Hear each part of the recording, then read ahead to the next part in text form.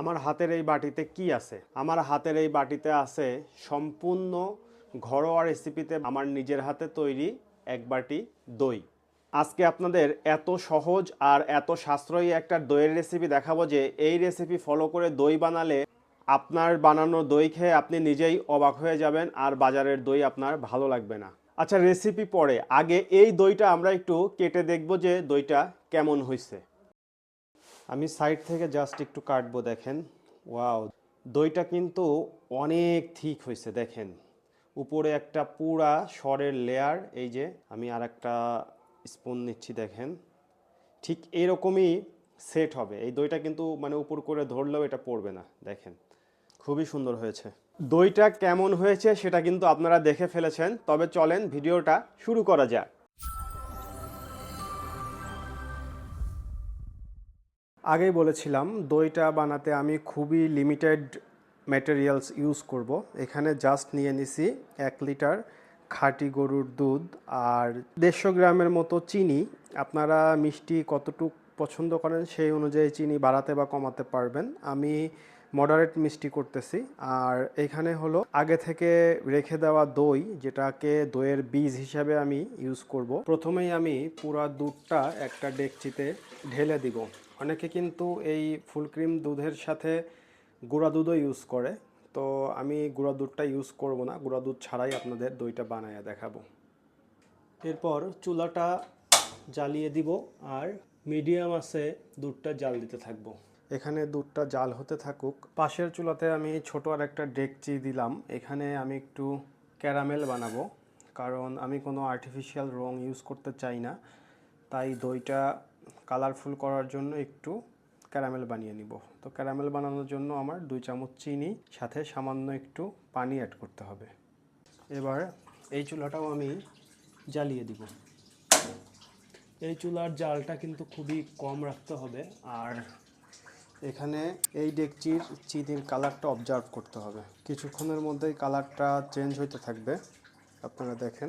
এদিকে ক্যারামেলটা রেডি হয়ে গেছে আর এদিকে আমার দুধটাও মোটামুটি বলক উঠে গেছে।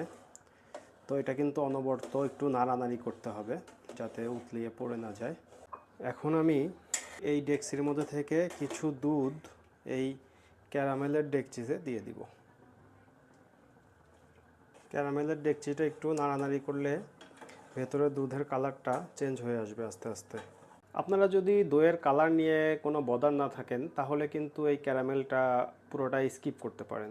এখন আমি কি করব, এই ক্যারামেলের ডেকচিটাতে এভাবে ধরে এই আমার মেইন ডেকচিতে দিয়ে দিব। এখন আমি এটা অল্প আছে জাল দিয়ে ঘন করে নিব। এখানে আমার দুধটা মোটামুটি ঘন হয়ে আসছে। এবার দুধের মধ্যে আমি চিনিটা দিয়ে দিব। চিনিটা দেওয়ার পরে দুধটা ভালো মতো আবার নাড়তে হবে যাতে চিনিটা সম্পূর্ণরূপে গলে যায়। চিনিটা একদম গলে গেলে এরপরে দুধটা আবার এই আঁচেই রেখে দিতে হবে। আরও কিছুটা আমি ঘন করব আর সর পড়তে দিব। অবশেষে প্রায় আধা ঘন্টা জাল করার পরে আমাদের দুধটা রেডি হয়ে গেছে। দেখেন উপর দিয়ে কত সুন্দর সর জমে গেছে। এটা কিন্তু দইয়ের উপরে থাকবে। তো চুলা থেকে নামিয়ে এখন দুধটা ঠান্ডা করতে দিব। এখানে আমরা দুধটা ঠান্ডা করতে দিছি। আর আমাদের যে দইটা আছে এটা একটু রেডি করতে হবে। এটা হলো যে খুব সুন্দর করে একটু নাড়তে হবে। আর আমি কিন্তু এই দুধটা কিন্তু ফ্রিজের দুধই ইউজ করছি, আর এই দইটাও ফ্রিজে রাখা ছিল। সো অনেকে বলে যে ফ্রিজের দুধে দই হয় না, সেটা কিন্তু ঠিক না। যদি ঠিকমতো প্রসিডিউর মেনে বানাইতে পারেন তাহলে ফ্রিজের দুধেও দই হবে। তো এই দইটা মোটামুটি এভাবে একটু নাড়ার পরে মিহি হয়ে গেছে। তো এটা আমি এভাবে রেখে দিব আর দুধটা ঠান্ডা হওয়ার আগ পর্যন্ত ওয়েট করব। ঠান্ডা হয়েছে এটা কিভাবে বুঝবেন?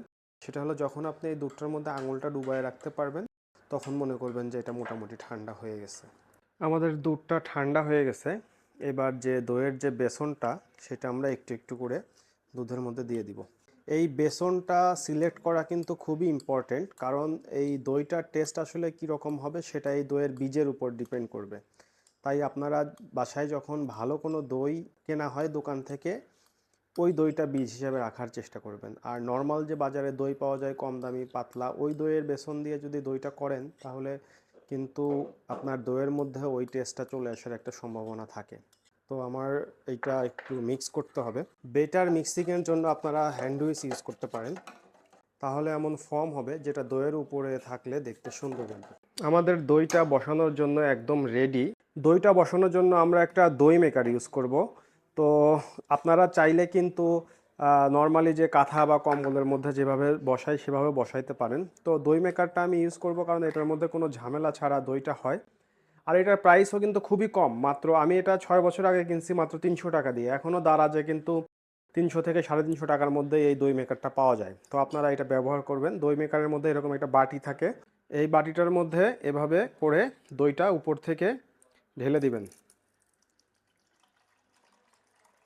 দইটা এভাবে ঢেলে দিলে এরকম হবে। তারপর আমি এটা ঢেকে দিব। ঢাকার পরে দই মেকারের একটা কেবল থাকে, আপনি আপনার বাসার কোনো একটা কেবল সুইচের মধ্যে দই মেকারটা লাগিয়ে দিবেন। দই মেকারটায় পাওয়ার দিলে এরকম একটা আলো জ্বলবে।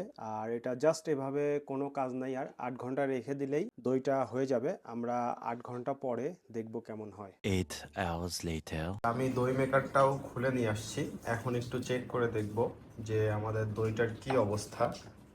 আমি খুলে ফেললাম। ওয়াও, একটু ঠান্ডা করতে হবে।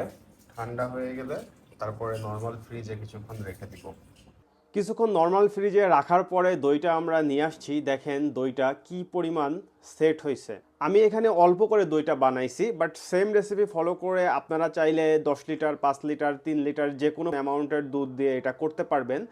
আর এখানে দই মেকারের বাটির পরিবর্তে আপনারা মাটির খুঁটি বা অন্য কোনো পাত্রও ব্যবহার করতে পারবেন। সেক্ষেত্রে আপনাদের এটা হলো যে আপনার ওই কাঁথা বা কম্বল এই টাইপের কিছু দিয়ে পাত্রটা ঢেকে দিলেই দইটা কিন্তু 8 ঘন্টা পরে আপনার সেট হয়ে যাবে। আপনারা দেখছেন এই দইটা বানাইতে আমি জাস্ট 3টা ইনগ্রেডিয়েন্ট ইউজ করছিলাম। একটা হলো 1 লিটার দুধ, আর হলো চিনি, আর হলো জাস্ট দইয়ের বীজ যেটা আগে থেকেই আমার কাছে ছিল। তো দুধের প্রাইসটা যদি আপনি ধরেন 80 টাকা, আর চিনির প্রাইসটা আমি 200 গ্রাম পুরো ইউজ করি নাই, সো আমি যদি 20 টাকাও ধরি, এই দইটা বানাইতে কিন্তু খরচ পড়ছে আমার মাত্র 100 টাকা। সো এটা আসলে খুবই ভালো একটা ডিল। আপনারা বাসায় ট্রাই করবেন এবং কেমন হয় সেটা কমেন্টে জানাবেন। এটাই ছিল আমার রেসিপি, আর আমি শখের বসে জিনিসগুলো করি আর আপনাদের সাথে শেয়ার করি। আপনাদের যদি ভিডিওটা ভালো লাগে চ্যানেলটা সাবস্ক্রাইব করে দিবেন বা ফেসবুক পেজটা ফলো করে দিবেন। আর নেক্সট কোন সহজ রেসিপি চান সেটা কমেন্টে দিয়ে দিয়েন। থ্যাংক ইউ, আল্লাহ হাফেজ, টাটা।